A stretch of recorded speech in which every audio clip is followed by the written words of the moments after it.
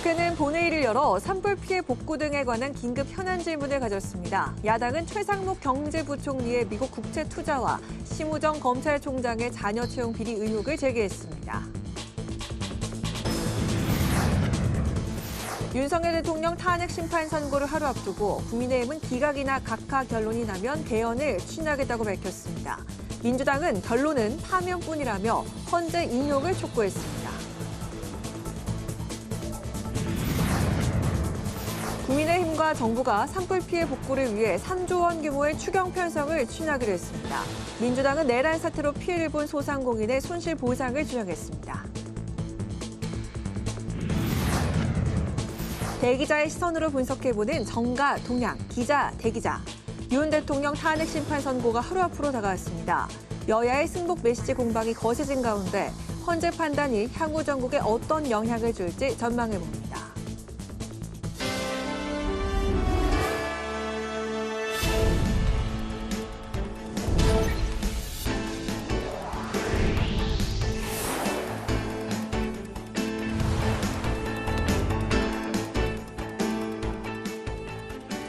여러분 안녕하십니까? 4월 3일 목요일 국회 라이브 6 시작하겠습니다. 오늘 뉴스는 본회의 긴급 현안 질의 중계 방송으로 늦게 시작합니다. 국회는 본회의를 열고 산불 사태 수습과 헌법 질서 수호를 위한 긴급 현안 질문을 진행했습니다. 여당은 산불 피해 대책에 중점을 뒀고 야당은 최상목 경제부총리와 심우정 검찰총장에게 제기된 의혹에 대해서 공세를 펼쳤습니다. 김동길 기자가 보도합니다. 국회 본회의 긴급 현안 질문에 국민의힘에서는 산불 피해 지역 의원들이 나섰습니다. 의원들은 정부를 향해 조속한 피해 복구와 지원에 총력을 기울여줄 것을 당부했습니다. 이 어르신들을 보호하고 임시 주거시설을 신속히 확충하고 생활안정지원금, 피해 농가를 위한 농기계 무상임대, 그리고 소규모이긴 하지만은 산단, 기업이 공장이 무너졌습니다. 고용안전 지원금을 유지지원금을 시급히 집행해야 할 것입니다. 국민의힘 의원들은 산불 피해에 대한 복합적인 대응 체계가 필요하다고 밝혔습니다. 산불 진화 헬리콥터 확대를 포함해 산불 진화대에 대한 체계적인 훈련과 지원도 강조했습니다. 산악 지역이나 도로가 없는 지역에 직접 지상 진화를 하기 위해서 투입되는 인력들은 대부분 공중 진화대하고 특수 진화대입니다. 제대로 된 훈련 없이 투입되거나 하지 못한다면 산불은 오래 못 끄는 거예요. 오랫동안 지속된다니까요. 더불어민주당은 심우정 검찰총장 자녀 채용 비리 의혹을 제기했습니다. 국립외교원 채용에서 심 총장의 딸이 자격 미달인데도 외교부 특혜로 합격할 수 있었다고 주장했습니다. 외교부는 해당자를 불합격시킨 다음에 재공고를 했습니다. 그런데 자격 요건을 원래 필요하다고 하는 경제 분야에서 국제 정치 분야로 변경해서 재공고했습니다.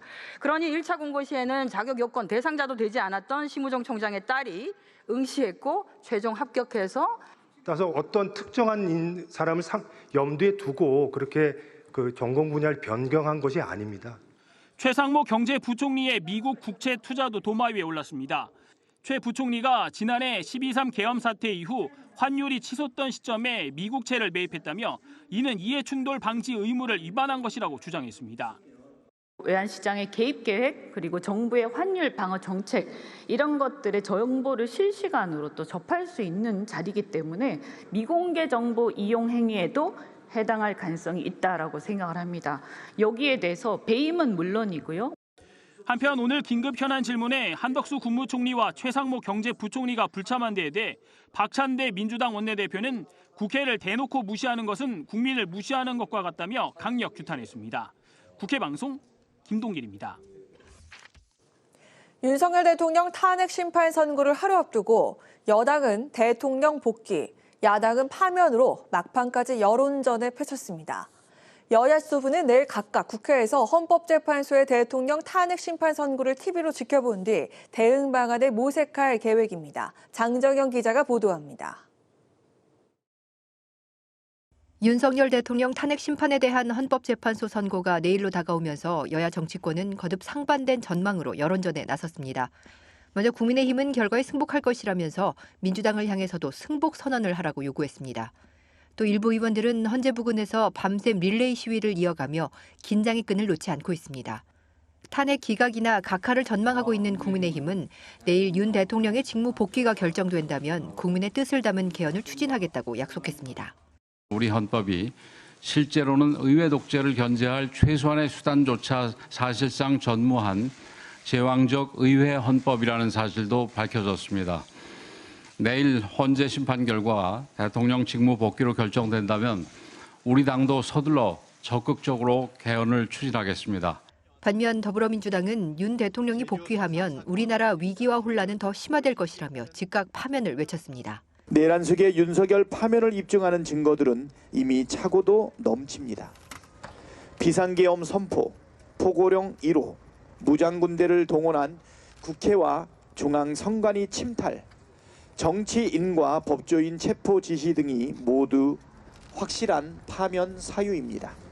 민주당은 윤 대통령 파면을 촉구하는 100만 시민의 탄원서를 헌법재판소에 제출하고 저녁에는 시민단체가 주도하는 대규모 집회에도 참석해 탄핵 인용을 위해 화력을 쏟고 있습니다.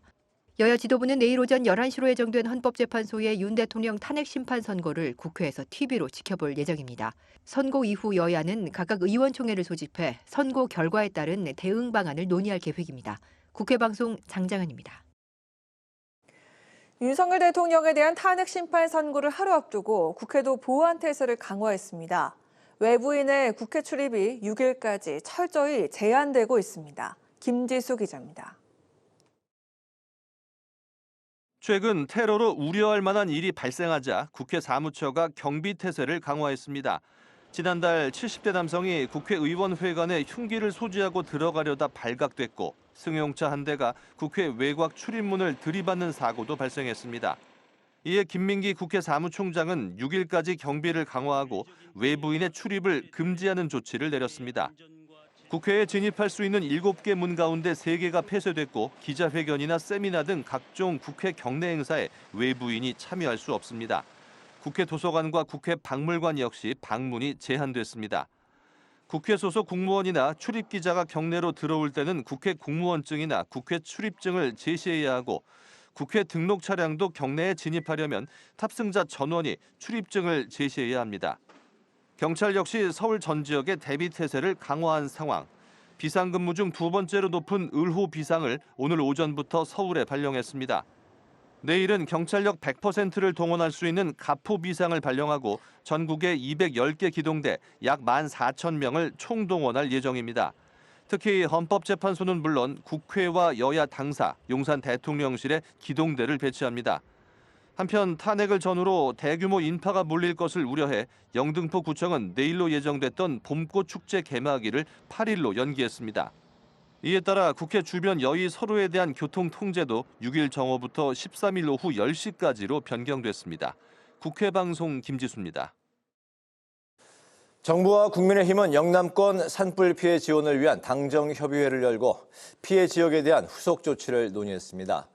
당정은 이재민을 위한 임시주택을 우선 2,700동 공급하고 3조 규모의 추경 편성도 추진한다는 계획입니다. 여당 소식을 한규미 기자가 보도합니다. 영남 지역에서 발생한 산불 피해 상황을 파악하고 지원 대책을 논의하기 위해 정부와 국민의힘은 당정협의회를 열었습니다.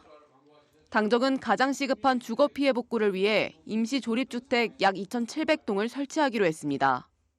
임시주택을 조속히 설치해서 이재민들을 옮기는 것이 급선무입니다. 이재민들이 조속히 임시주택을 떠나 내 집으로 들어갈 수 있도록 중장기적인 주거 안정 대책 수립에도 만전을 기해 주실 것을 부탁드립니다.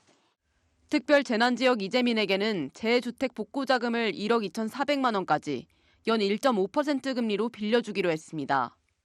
임대주택 입주를 희망하는 이재민에게는 전세 임대자금 지원 한도를 1억 3천만 원까지 늘릴 방침입니다. 여당은 3조 원 규모의 추가 경정예산 편성도 정부와 야당에 요청했습니다. 권영세 국민의힘 비대위원장은 산불 피해 지원에 대한 추경이 시급한 만큼 정략적 계산이 개입돼선 안 된다고 민주당에 촉구했습니다.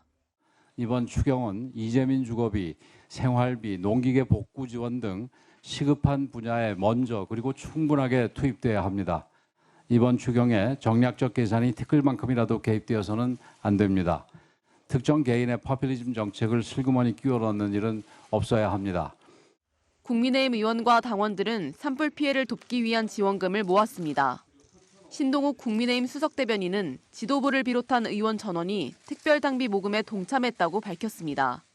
국민의힘은 1차 전달식에서 3억 원을 기부하고 오는 6일 모금이 끝나면 추가로 기부할 예정입니다. 국회 방송 한규미입니다. 더불어민주당이 계엄 사태 이후 손해를 본 소상공인을 위해서 보상금 지급을 추진하자고 밝혔습니다. 민주당은 또 미국 트럼프 정부의 상호 관세에 대해 다른 국가들과 공동 대응이 필요하다고 주장했습니다. 이승지 기자입니다. 더불어민주당이 내란으로 피해를 입은 소상공인들의 손실보상을 추진하겠다고 밝혔습니다. 민주당은 윤석열 정권의 위헌, 위법 행위로 생계에 위협을 받는 소상공인들을 국가가 책임져야 한다고 주장했습니다. 진성준 정책위 의장은 지난 코로나 팬데믹 당시 정부의 행정명령으로 손해를 본 소상공인들을 위해 코로나 손실보상이 진행됐던 것을 언급하며 이번에도 정부가 소상공인들의 재기를 위한 발판을 마련해줘야 한다고 강조했습니다. 특히 추가 대출이 어려운 소상공인에게 긴급 경영 안전자금 등 저금리 정책자금을 확대 지원해야 한다고 주장했습니다. 진 정책위 의장은 관련 예산 확보와 경기 진작을 위해 추경 편성을 과감하게 해야 한다고 힘주어 말했습니다. 지금은 언발의 오줌 누기식 추경이 아니라 과감한 경기 진작 추경이 필요합니다. 세부 내역도 없는 10조 원짜리 찔끔 추경으로는 경제도 민생도 살릴 수 없습니다. 진 정책위 의장은 정부를 향해 여야 합의 핑계를 대지 말고 내수를 살릴 진짜 경제회복 추경안을 조속히 편성해서 제출하라고 촉구했습니다. 민주당은 미국 트럼프 정부가 예고한 대로 모든 제품에 25%의 상호관세를 부과한 것에 대해 재고해야 한다고 촉구했습니다. 또 우리 정부를 향해 고위급 회담과 외교 채널을 가동해 미국과 신속하게 협상해야 한다고 주문했습니다. 특히 다른 국가들과의 공동 대응 등 다양한 방안을 검토할 것을 촉구했습니다. WTO 분쟁 해결 절차를 활용하거나 아시아 영내 포괄적 경제 동반자 협정 가입국들과의 공동 대응 등 다자간 협정을 활용하는 방안도 검토해야 합니다. 진 정책위 의장은 통상과 외교가 더 이상 흔들리지 않게 불확실성을 제거하는 것이 최우선이라고 거듭 강조했습니다. 국회 방송 이승지입니다.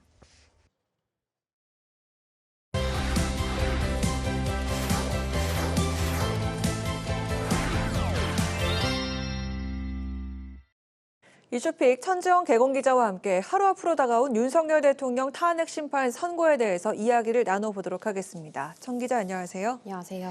네, 헌법재판소의 윤 대통령 탄핵 심판 선고 이제 24시간도 채 남지 않은 상황입니다.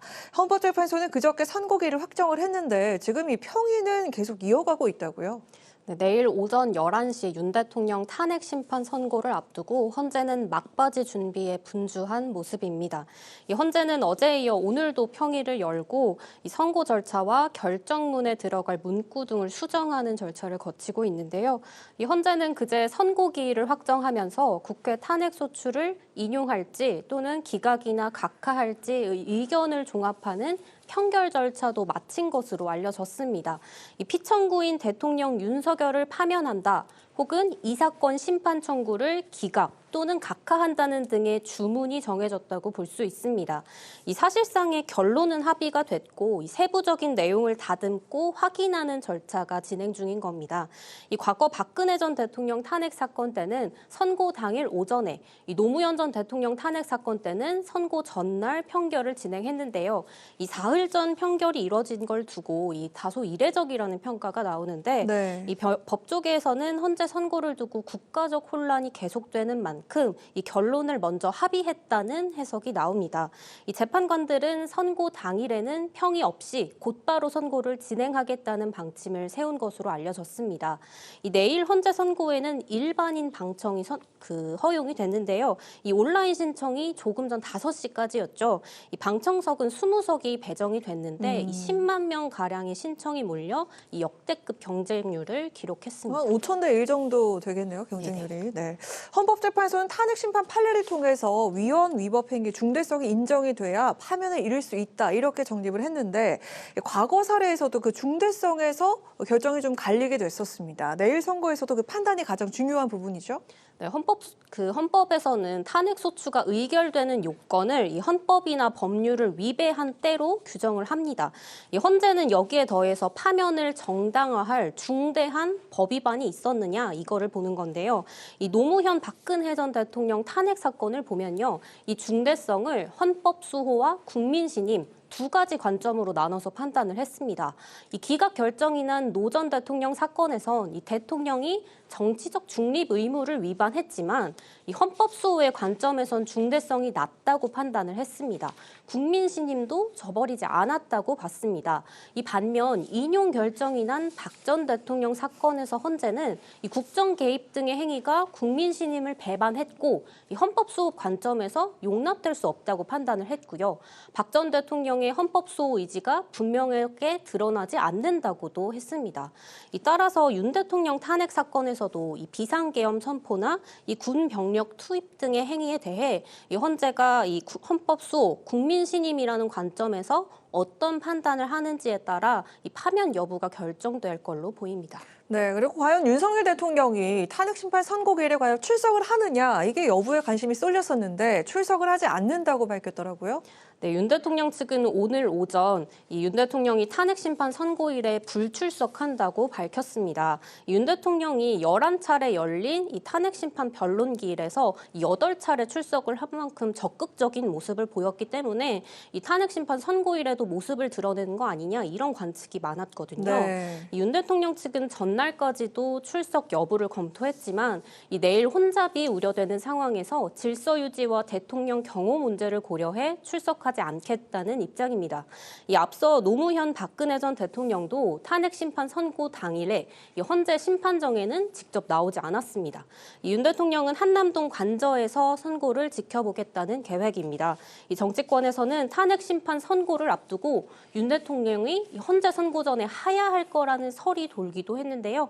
이 국민의힘은 전혀 들은 바가 없다고 일축했고요. 민주당도 법적으로 불가능한 데다 이 실익도 없다고 선을 그었습니다. 이 만약 하야를 할 경우에는 이 탄핵 심판 절차를 그대로 진행할지 이 명문화된 규정은 없지만요. 이 국회법에는 탄핵 소추 의결서가 도달된 이후에는 이 당사자가 사임할 수 없다 이런 규정은 있습니다. 국회법에 규정이 있군요. 네. 네, 오늘 마지막으로 재보궐선거 이야기도 좀 해보도록 하겠습니다. 기초단체장 5자리에서 국민의힘이 한 자리를 지켜냈고요. 나머지는 야권이 차지를 했습니다. 투표율도 지난 재보선보다는 좀 높았다고요? 네, 전국 23곳에서 치러진 재보궐선거 이 최종 투표율은 26.27%로 지난해 10월 치러진 재보궐선거보단 조금 더 많은 유권자들이 투표장에 나섰습니다. 이 부산교육감 선거에선 진보 진영 후보가 이 2명의 보수 진영 후보를 누르고 당선이 됐고요. 이 기초단체장 선거에선 여야의 4대1 구도가 뒤바뀌었습니다. 이 국민의힘은 보수 텃밭인 경북 김천시장 자리를 지켜냈거든요. 하지만 경남 거제시장에선 민주당 후보가 10%를 훌쩍 넘는 차이로 당선됐습니다. 이 민주당은 국민의힘이 후보를 내지 않은 서울 구로구청장 선거에서 승리를 했고요. 이 충남 아산시장 선거에서도 승리를 거머쥐었습니다. 이 이변은 호남에서도 있었는데요. 네. 이 민주당과 조국혁신당이 경합한 이 전남 담양 군수 선거에서 이 조국혁신당 후보가 근소한 차이로 당선됐습니다. 이 조국혁신당은 창당 이래 처음으로 기초자치단체장을 배출하게 됐습니다. 이 국민의힘은 선거 결과를 무겁게 받아들인다고 자성의 목소리를 냈고요. 민주당은 민심을 거스르면 심판받는다는 이 경고를 보여준 선거라고 평가했습니다. 네, 오늘 이슈픽은 여기까지 알아보도록 하겠습니다. 천지원 기자와 함께했습니다. 고맙습니다.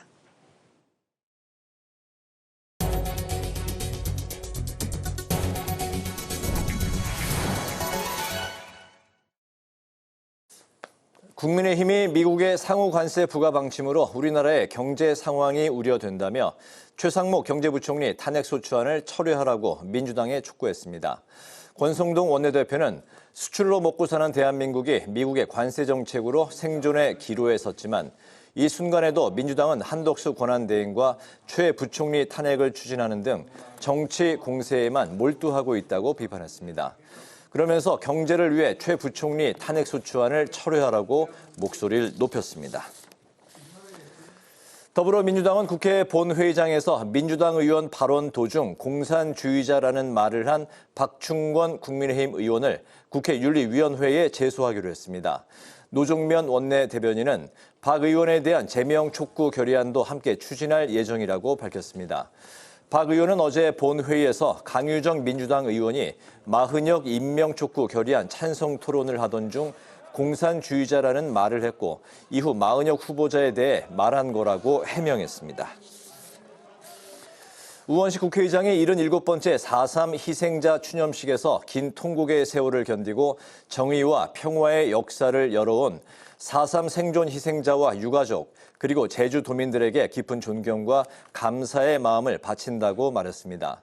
우 의장은 또 실종자 확인과 유해 발굴 그리고 재심 재판과 합당한 보상은 꼭 해야 하는 일이라며 국회가 제주와 함께 그 길을 지키겠다고 약속했습니다. 특히 동백꽃 배치를 단다는 것은 제주의 아픔을 기억하겠다고 다짐하는 거라고 밝힌 우 의장은 제주의 기억을 모욕하고 폄훼하는 일이 더는 없기를 바라며 국회가 제주와 함께 단호히 대처하겠다고 강조했습니다.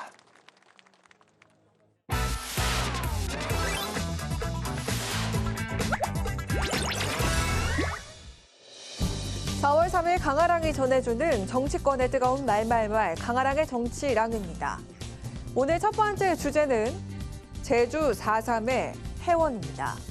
제77주년 4.3 희생자 추념식이 열린 오늘 우원식 국회의장, 한덕수 권한대행을 비롯해 국회 원내외 주요 인사들이 제주 4.3 평화공원을 찾아 희생자들의 넋을 기렸습니다. 4.3 특별법과 함께 국가 차원의 조치가 진행되고 있지만 아직 해결되지 않은 과제가 적지 않습니다. 실종자 확인, 유해 발굴, 재심 재판, 합당한 보상, 불행한 역사가 남긴 상흔을 온전히 치유하려면 꼭 해야 하는 일들입니다. 4.3 특별법 개정안이 지난해 11월을 마지막으로 국회 행안위에서 안건 심사가 이뤄지지 않고 있는 가운데 우원식 의장도 개정안 처리에 대한 의지를 드러낸 건데요. 지난해 민주당 문대림, 김한규, 위성곤 의원과 조국혁신당의 정춘생 의원 등 4명이 4.3 특별법 개정안을 발의한 바가 있습니다. 4.3 당시 강제 연행되거나 구금된 유족에게도 국가가 직접 보상금을 지급하는 게 골자입니다. 희생자의 범위가 너무 협소하게 돼 있어서 그 희생자를 확대하는 내용을 좀 담았습니다. 그러니까 이제 강제로 구금되거나 연행된 사람들에 대해서는 아직까지 명예가 회복이 되고 있지 않거든요. 그래서 그분들을 이제 희생자의 범주 안에 넣고요. 가족관계부를 통해서 증명되어진 분들에 대해서는 보상금을 줄 수 있게끔 하는 내용을 주로 담았고요. 그 4.3 관련되어진 재단을 좀 만들어서 그 유족의 복지라든가. 국민의힘도 4.3 희생자 추념일을 맞아 유가족의 아픔을 치유하기 위해 최선을 다하겠다고 밝히기도 했습니다. 제주 4.3 정신을 받들어 여야가 화합과 상생에 국민적 통합을 이뤄내길 기대합니다. 이어서 오늘 두 번째 주제는 승북 논쟁입니다. 내일 윤 대통령 탄핵 심판에 대한 헌재 선고를 앞두고 여야의 승북 논쟁이 재차 불붙고 있습니다. 이재명 대표가 탄핵 심판 결과 승복과 관련해 이렇게 입장을 밝히면서 더욱 촉발이 된 건데요. 결과에 승복하라는 여당의 압박에 대해서 민주당이 적극 반발하고 나섰습니다. 저는 박폭 사건 같아요. 가해자는 전혀 사과도 하지 않습니다. 윤 대통령이 승복하겠다는 메시지 냈습니까? 이재명 대표가 계엄을 했습니까?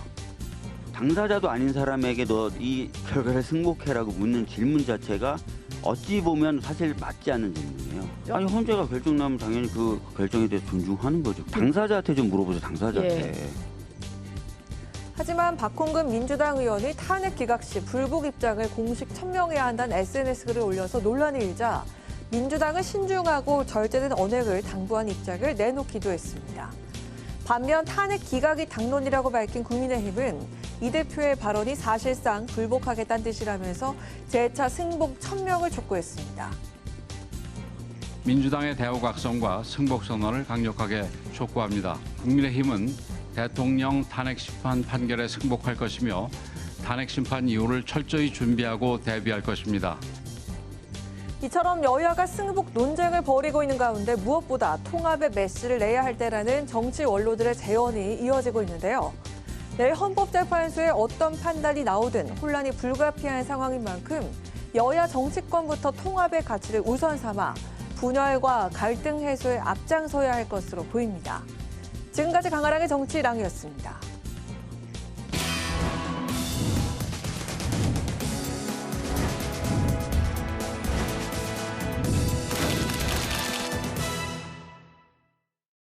네, 정치권의 동향을 대기자의 시선으로 짚어보는 기자 대기자 시간입니다. 오늘도 최병묵 전 TV조선 해설위원, 성환용 한겨레신문 선임기자 두 분과 함께하겠습니다.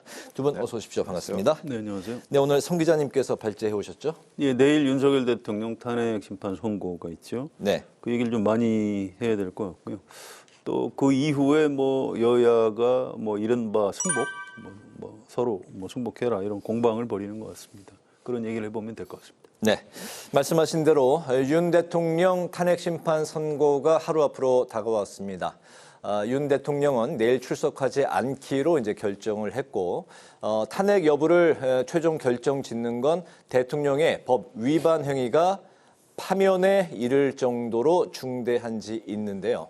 헌재는 인용 기각, 각하 그리고 이제 전원일치 의견 중에서 좀 어떤 결과를 도출할 수 있을지 현재 뭐 합의는 다 끝나고 세부적인 의견을 부분을 이제 손질하고 조율 중인 것으로 전해지고 있습니다. 저희가 이제 탄핵 심판이 진행되고 이 시간에 두 분의 의견을 처음 들었을 때는 어떤 쪽으로든 국민 분열을 막기 위해서 8대 0이든 어쨌든 전원일치 판결이 나올 것이다. 두 분이 이제 동의를 하셨는데 그간에 이제 많은 좀 변수들이 있었고 또 이제 변화가 있었습니다.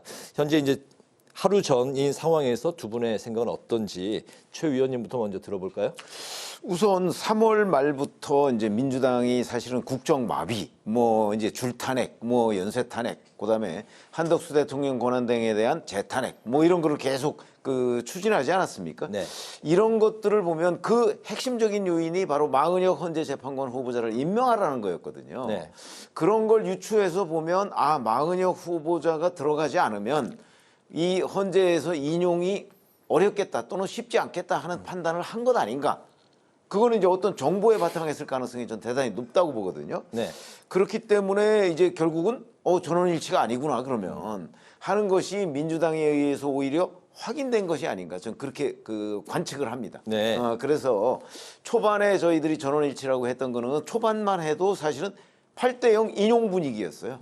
그런데 이제 올해 초에 내란죄를 철회하지 않았습니까? 이것 때문에 이제 국회에서 재표결을 해야 되는 것 아니냐 하는 네. 논란이 있었고요. 네. 그다음에 그 이후에 문영배 헌재소장 대행이 좀 불공정하게 진행하는 것 아니냐. 특히 이제 공수처나 뭐 이런 데의 수사 기록 이걸 그대로 증거로 채택하는 문제나 아니면 또 뭐 홍정원 전 국정원 1차장의 뭐 메모 논란 뭐 이런 것들이 계속 쌓이면서 이제 불공정 논란 또는 불법 시비가 있었거든요. 네. 공수처 수사권 문제까지 합쳐지면서 이제 이런 것들이 저는 그 헌재 재판관들 사이에서도 아마 논란을 벌였을 거라고 생각을 해요. 네. 그래서 이제 거기서부터 각하 의견도 일부 나오기 시작하고 그다음에 이 정도가 되면 뭐 이렇게 중대한 침해가 없었던 것 아니냐는 기각 의견도 일부 나오고 한 것이 아닌가. 네. 그래서 이제 여기까지 왔다. 저는 이렇게 생각하기 때문에 전원일치가 나올 가능성이 별로 없고 네. 이견이 있을 것이다. 그러면 몇 대 몇이냐? 뭐 이런 부분은 사실 저희가 직접적인 취재가 안 되기 때문에 예측하기가 쉽지는 않습니다. 인용이냐 아니냐만 뭐 예측을 해본다면 그것도 이제 지금 같은 경우는 사실은 지난 토요일이죠. 박찬대 원내대표가 3명을 콕 찍어서 국민을 배신하지 말라고 했거든요. 그런 걸 보면 아마 3명 정도가 반대하고 있다. 민주당이 그렇게 판단하고 있는 것이 아닌가. 그렇다면 3명이 반대하면 현재 8명에서 네. 그렇다면 기각이나 각하가 아닐까. 뭐 저는 이렇게 예상을 합니다. 그런 예상을 하고 계시는군요. 성 의원님 생각은 어떠실까요? 일단 그 여당하고 야당 지도부의 정보가 없었던 것 같아요. 이게 지난주하고 이번 주 선거 일정 잡히기 직전까지 제가 좀 접촉도 하고 취재도 하고 했었는데요.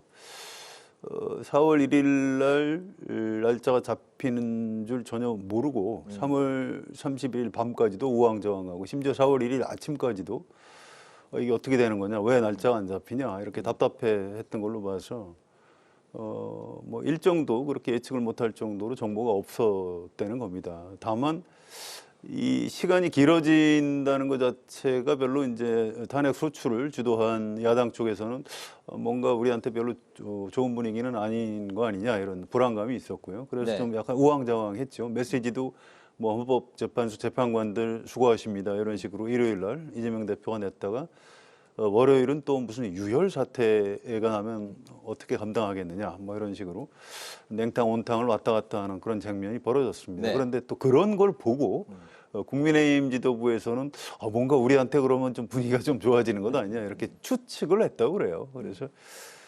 지금 오늘 말씀드릴 수 있는 거는 결정 선고 날짜를 잡았다는 것 자체가 좀 약간 의미가 있는 것 같습니다. 네. 이게 8명 의견이 맞서서 어느 한쪽으로든 결정을 지금 내리기 어려운 상태라면 한 명이 충원될 때까지 기다릴 수밖에 없었을 겁니다.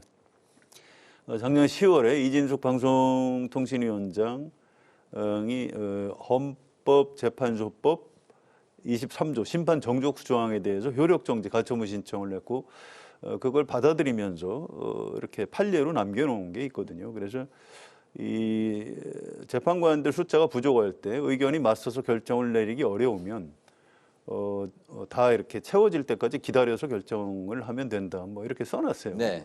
판결문에다. 그래서 지금 날짜를 잡았다는 건 마은혁 후보자가 재판관으로 임명되지 않아도 어느 쪽이든 결론을 내릴 수가 있는 상태다. 그래서 이제 일정을 잡았다.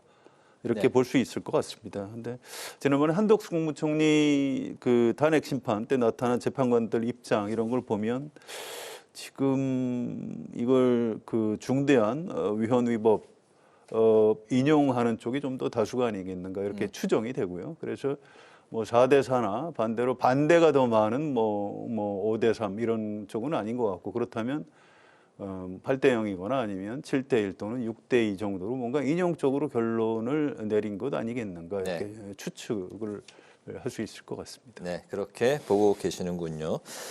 운명의 선고 내일 오전 11시 점점 다가오고 있는데 그런데 이제 선고라고 하면 통상적으로 이제 오전 10시나 오후 2시 하는 경우가 이제 많다고 하는데 그렇기 때문에 이번에 이제 특별히 오전 11시로 선고 시간을 잡은 이유가 뭐냐에 대해서도 좀 의견들이 나오고 있는 것 같습니다. 왜 그렇다고 보십니까? 글쎄 그것도 뭐 잘 취재가 되는 부분은 아닌데요. 네. 저는 그냥 개인적으로 이렇게 생각합니다. 보통 오전 10시인데 왜 11시로 잡았을까? 근데 보통 당일에 편결을 하거나 아니면 평일을 또 하는 경우가 대다수입니다. 과거의 예도. 네.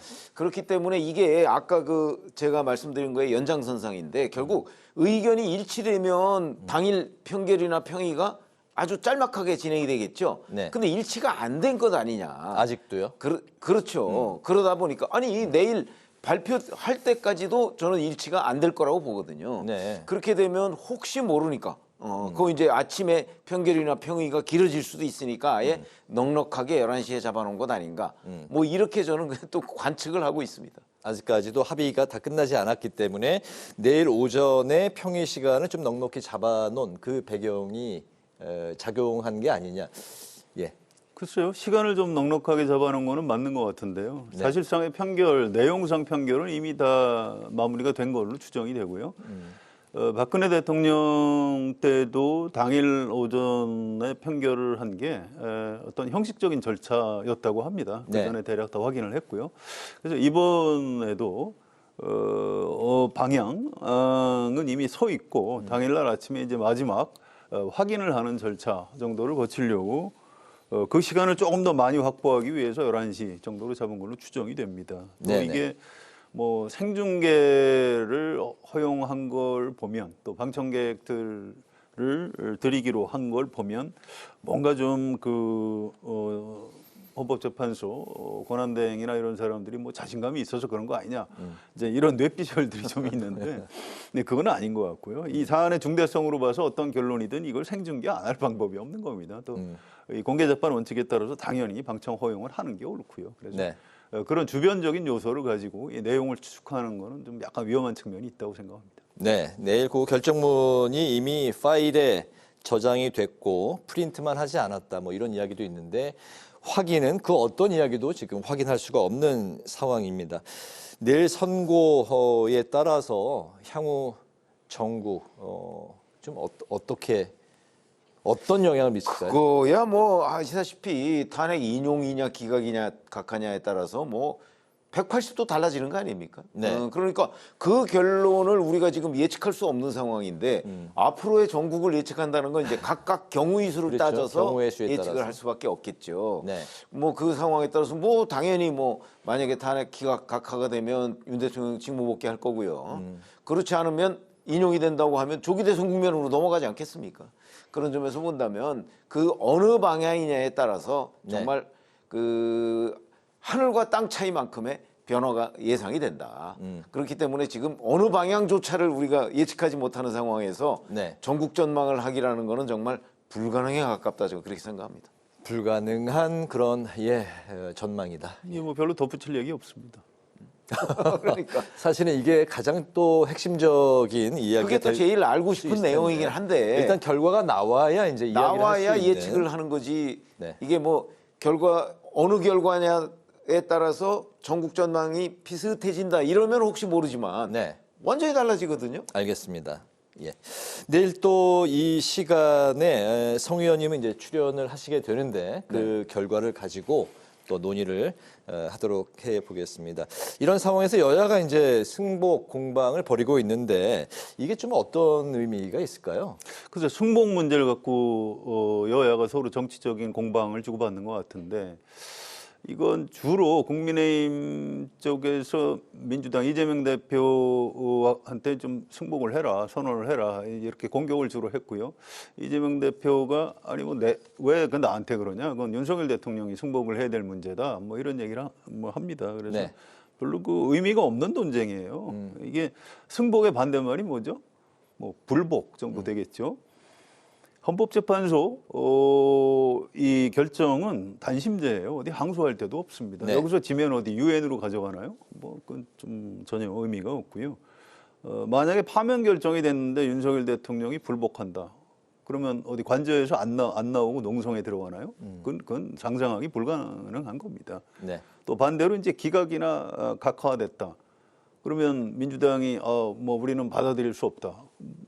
뭐 그래서 뭐 어쩌겠다는 거죠. 뭐 그 실현 불가능한 거기 때문에 이걸 가지고 여야가 이렇게 정치 공세를 주고받는 게 뭐 좀 적절하지 않아 보입니다. 좀 가만히 있었으면 좋겠고요.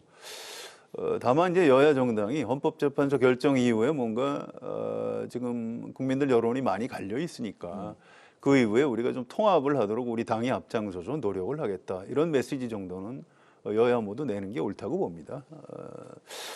아까도 언뜻 말씀드렸지만 이재명 대표가 이제 뭐 유혈 사태 이런 경고를 잠깐 한 적도 있는데 그건 좀 잘못된 발언인 것 같아요. 그런 말은 안 하는 게 낫습니다. 아무튼 지금 뭐 몇 시간 남지도 않았네요. 이제 여야가 뭐 승복 문제를 갖고 더 이상 공방을 벌이는 건 뭐 별로 좋은 모습은 아닌 것 같습니다. 국민 통합에 여야가 서로 힘쓰자. 이 자체도 이제 뭐 그 승복 선언 을 서로 하자. 뭐 그 이야기 그거나 같은 뭐 얘기 다를 바가 아니죠. 그런데 이제 그 얘기를 안 하고 있는 거잖아요. 근데 저 이재명 대표는 사실 뭐 공식적으로는 하지 않았지만 그 무슨 유튜브 채널에 나와서는 뭐 얘기를 한 적이 있습니다. 근데 이제 그걸 공식화해 달라니까 지금 안 하고 있는 거고 드디어는 이제 어제 같은 경우는 뭐 승복은 윤석열이 하는 것이다 이렇게 얘기를 해서 종전과도 조금 다른 입장 아니냐. 왜냐면 승복은 모두가 다 하는 것이지 어떻게 윤석열 대통령만 하는 것이냐 뭐 이제 이런 여러 가지 논란을 낳았는데 네. 글쎄 제가 보기에는 이게 이제 윤석열 대통령의 내일 선고를 앞둔 일종의 여론전 모양새라고 저는 봅니다. 양쪽 다 네네. 그런 것에 불과하지 지금 송 기자께서 말씀하셨듯이 사실 이게 뭐 승복을 안 할 도리가 없어요. 내일 만약에 11시에 뭐 탄핵을 인용한다 또는 뭐 탄핵을 기각한다, 각하한다 뭐 이런 결론이 나오면 그때부터 다음 국면으로 다 휩쓸려 넘어가 버리거든요. 네. 승복 안 한다고 뭐 혼자 뭐 1인 시위할 수 있는 것도 아니잖아요. 그렇기 때문에 의미가 없는 얘기다라고 보여지고요. 네. 그렇기 때문에 뭐 승복 어쩌고저쩌고 하는 얘기는 그냥 그 지금 현재 뭐 이런저런 그 대야 또는 대여 압박용 정도에 불과한 정치 공세다 이렇게 생각합니다. 알겠습니다. 검찰과 공수처도 헌재 움직임에 촉각을 곤두세우고 있는데 바로 대통령의 남은 형사 재판과 수사가 내일 결과에 따라서 또 영향을 엄청나게 많이 받을 수 있기 때문인데 이 부분 대통령의 형사 재판 그리고 이제 남은 수사 내일 결과에 따라서 검찰과 공수처가 또 어떤 입장을 취할까요? 예, 중요하죠. 대통령은 불소추 특권이 있죠. 근데 이제 내란죄는 불소추 특권이 없기 때문에 지금 기소가 돼서 재판이 진행 중입니다. 네. 그런데 인용이 되면 당연히 이제 불소추 특권이 없어지는 겁니다. 그러면 지금 윤석열 대통령이 받고 있는 여러 가지 의혹이 있죠. 공천 개입, 네. 공직선거법 위반, 또 뭐 직권남용, 최혜병 그 사건에 개입한 것, 네. 이런 것들에 대해서 지금은 수사기관에서 수사를 할 수가 없는 상태인데 인용이 되면 수사를 하겠죠. 또 명태균 씨 사건에 대해서 지금 검찰이 뭐 좀 열심히 수사하는 줄 알았더니 수사 안 하더라고요. 그래서 이거는 내일 이후에 검찰이 태도를 바꾸지 않을까 이렇게 예상이 되고요. 네. 또 윤석열 대통령뿐만 아니고 이제 김건희 여사 문제도 있어요. 이거 대통령 부인은 불소추 특권을 갖고 있지는 않습니다만 현실적으로 현직 대통령 부인에 대해서 수사기관이 이렇게 수사를 철저히 한다는 건 사실상 불가능하거든요. 그런데 내일 헌법재판소 결정 이후에는 네.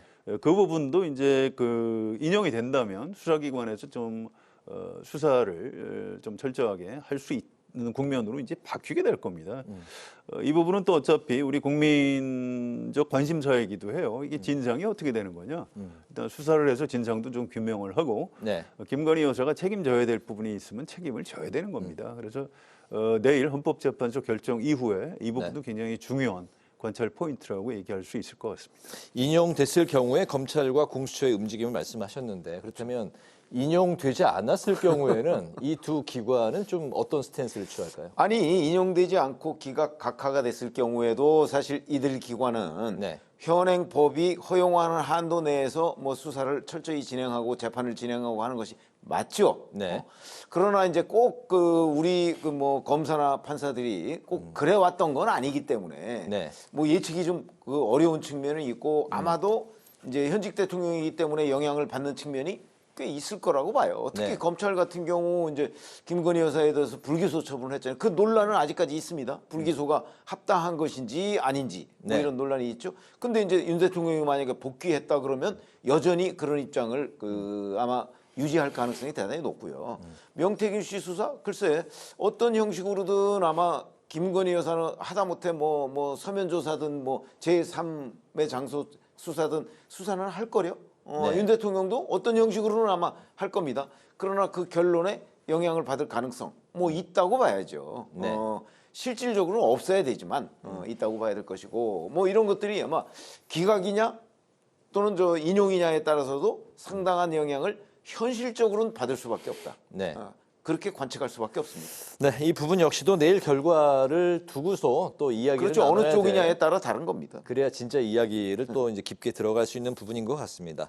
오늘 마지막 이슈인데요. 최상목 부총리의 탄핵안이 어제 국회 본회의에 보고가 됐습니다. 국민의힘은 미국 상호 관세로 인해서 대한민국이 생존 기로에 놓였다면서 탄핵을 철회하라 이렇게 입장을 밝혔고 민주당이 윤 대통령 탄핵 심판 선고를 앞두고 최상목 탄핵안을 추진하는 이 배경 이 부분도 사실은 지금 이 시점에서는 뭐 초점이 워낙에 내일 선거에 가 있기 때문에 어느 정도 좀 의미 부여를 할 수 있을까요? 최상목 부총리 탄핵은 좀 어떤 결론이 나올까요?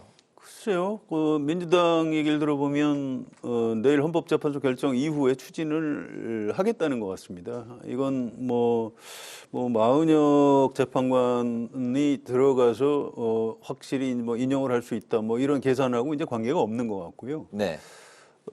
고위공직자 탄핵이라는 게 중대한 헌법 위반, 법률 위반이 있을 때는 하는 겁니다. 이 경제 어려우니까 경제 관료는 탄핵하지 말자. 이 지금 여당 주장은 좀 앞뒤가 안 맞는 얘기예요. 탄핵 제도 자체가 그런 게 아닙니다. 그런데 2월 말에 헌법재판소에서 이 국회 권한쟁의 심판을 받아들였죠. 그래서 이거 임명 안 하는 거는 이건 헌법 위반이다 이렇게 결정을 했는데 굉장히 오랜 기간 동안 안 따랐죠. 그래서 이거는 민주당에서 주도해서 국회에서 만약에 탄핵 소추를 하면 헌법재판소에서 지난번 한덕수 국무총리 때하고 좀 달리 네. 이거는 인용 가능성이 좀 있다고 봅니다. 그래서 이거는 내일 헌법재판소 결정, 윤석열 대통령 결정 선고하고 관계없이 네. 아마 헌법재판소에서 이 최상목 경제부총리 탄핵 심판이 진행되지 않을까 이렇게 예측이 됩니다. 그렇군요. 네, 최 의원님 생각은 어떠실까요? 저는 생각이 다른데요. 그 한덕수 국무총리에 대한 탄핵 그 선고에서 내용을 보면 사실은 이게 우연이긴 맞다. 그러나 그렇다고 해서 이것만으로 그 뭐 파면에 이르기에는 좀 그 중대하지 않다. 뭐 이런 취지로 그 선고를 내렸기 때문에 네. 그렇다면 최상목 그 경제부총리에 대한 그 탄핵 소추도요. 그런 기준으로 따지면 아마 결론은 뭐 뻔한 것 아니냐. 결국 그래 우연은 맞는데 네. 이거 가지고 최상목 경제부총리를 파면할 정도는 아니다 라고 하지 않을까. 더군다나 지금 최상목 경제부총리는 그 이후에 상황이 변해서 탄핵 소추를 할 때 그 하고 상황이 변해서 지금은 대통령 권한대행도 아닙니다. 그렇기 때문에 이미 뭐 사실상 탄핵 소추 사유가 그냥 소멸된 것 아니냐 이런 생각을 갖기 때문에 오히려 만약에 표결을 하면 그냥 화풀이성 뭐 아마 이런 비판에 직면하게 될 것으로 보여서 네. 그 저는 뭐 글쎄 지금 하겠다고는 하는 모양인데 끝까지 정말 할까 뭐 이런 의문이 듭니다. 그렇군요. 또 지켜 한덕수 국무총리 때하고 이제 약간 차이가 있어요. 한덕수 국무총리는 여야가 합의하지 않으면 내가 세 사람 임명할 수 없다 이렇게 선언을 한 직후에 탄핵 소추를 했거든요. 지난번에 한덕수 국무총리 탄핵 심판이 기각된 이유도 이건 위헌위법이지만 중대하지 않다고 본 이유가 아니 그렇게 선언만 했는데 그걸 탄핵 소추를 그렇게 하면 어떻게 하냐. 그래서 좀 약하다. 그래서 이제 기각을 한 겁니다. 그런데 최상목 부총리는 거의 한 달 정도를 헌법재판소가 위헌이라고 했는데도 그걸 안 다른 거예요. 그래서 좀 상당히 차이가 있고요. 또 하나는 헌법재판소의 결정을 우리나라 거의 최고위층의 관료들이 안 따른다. 이거는 사실 중대한 문제가 있는 겁니다. 그래서 이거는 헌법재판소 탄핵 심판을 받아볼 필요도 있다. 그래서 지금 민주당에서도 탄핵 심판을 하겠다 이렇게 생각하는 것 같습니다. 알겠습니다. 일단 내일 선고를 좀 지켜보고 최상목 부총리에 대한 탄핵 여부 추이도 향후 계속해서 지켜봐야 될 부분인 것 같습니다. 오늘 그 마무리로 두 분의 오늘의 한 줄 논평 듣겠습니다. 최 의원님부터 들어보도록 하죠. 저희가 지금 헌재에서 과연 몇 대 몇 나올 것이냐 뭐 이건 이제 논란을 계속하고 관측도 하고 말씀을 드렸잖아요. 근데 이게 좀 애매한 상황. 예를 들어서 뭐 어떤 형태든 5대 3이나 그래서 뭐 마은혁 후보자가 뭐 투입됐을 때 뭐 결론이 바뀐다든가 뭐 이러면 또 다른 논란이 생길 수가 있어요. 네. 물론 국면은 바뀌겠지만 그렇기 때문에 아예 그 헌법재판관들이 이런 논란이 좀 생기지 않는 결정을 내렸으면 하는 그런 기대를 안고 오늘 한줄 논평은 헌재 논란 없는 선고하기를 이렇게 정했습니다. 네. 성 의원님. 예, 우리나라는 1960년에 4.19 혁명으로 독재자를 쫓아낸 적이 있고요. 1987년에 시민항쟁으로 대통령 직선제 개헌을 쟁취한 적이 있습니다. 민주주의가 위태로울 때 국민이 일어나서 민주주의를 바로잡은 그런 자랑스러운 역사를 가지고 있고요. 이번 윤석열 대통령 비상계엄으로 민주주의가 지금 위기에 빠졌지만 우리 국민 힘으로 다시 바로잡을 수 있을 것으로 확신합니다. 그래서 오늘 제 한 줄 논평은 민주주의는 회복될 것이다 라고 하겠습니다. 알겠습니다. 오늘 기자, 대기자, 지금까지 최병묵 전 TV조선 해설위원, 성환용 한겨레신문 선임기자 두 분과 함께 오늘의 전국 현안 살펴봤습니다.